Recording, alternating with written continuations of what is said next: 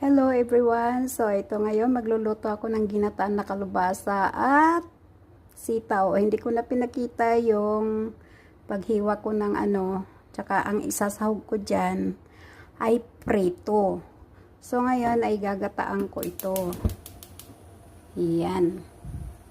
Nilagyan ko ng konting chili, pampalis ng lansa. Ang ginamit ko, hindi ako gumamit ng, ayan, ang isahog ko, isda na matambaka ba to?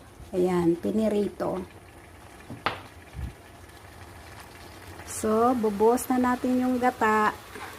Coconut milk. Sarap. Pagtira ako ng konti, may gagamitan ako. Ayan. So, ayan. So, ayan na yung ginataan ko. Malapit na matapos. So, done na guys yung aking